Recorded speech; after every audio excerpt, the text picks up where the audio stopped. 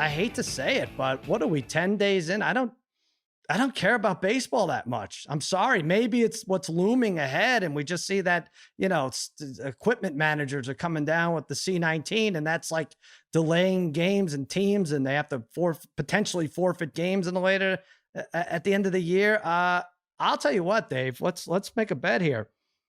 Over under 13 and a half more days before Manfred pulls the plug on this.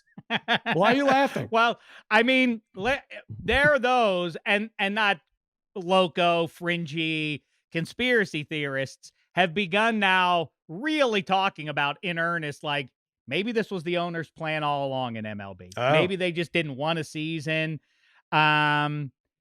Yeah, the way it's tracking, it's not good. And the thing that it's hard to justify if you're, at any level of Major League Baseball, how do you sign off on Rob Manfred going forward? I mean, you have two other examples currently succeeding in the NBA and the NHL, and this is just a complete S-storm in MLB. So I don't know in the short term how you have any confidence in Manfred, but the gathering storm, because the main event, I think we can mostly agree, most of the people listening right now, football is king. It is the American pastime. It is the king of all sports in America in the 21st century. It's going to be even worse. Well, that's what whether I'm it's looking fair at. or not. Yeah. What if Goodell and company don't get this right with positive and negative examples to play off of? Right. It's going to be even worse for pro football. Absolutely.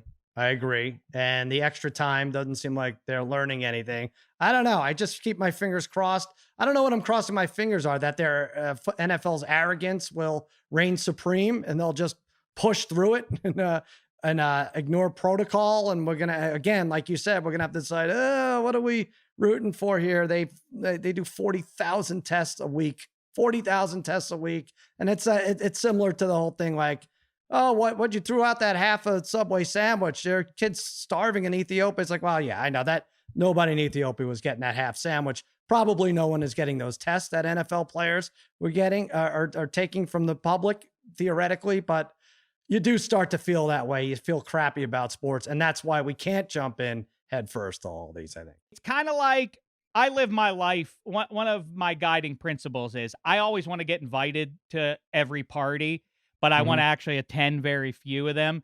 And, but a lot of people kind of have that. And you kind of vet, are you going? Did you get an invite to this? Are you going to go? And you're like, don't love the guest list. I'm not going to show up either. I'm getting that scutchy feeling of like, oh man, like all these people ain't showing up to the party. Is this? And then to make it even worse, I hate massages. And the physical feeling of getting massaged is nice, but paying another human being to rub me, to physically toil over my mess that's called flesh and blood, I feel bad for them. Like, it's my pleasure, but what about them? I can't enjoy it. And I'm starting to get that feeling too, with like, how far are we at? Yeah, of course I want the sports to be played. I want to see football, but I'm having moral concerns, much like somebody's rubbing me, except that in this case, it's somebody on the Patriots.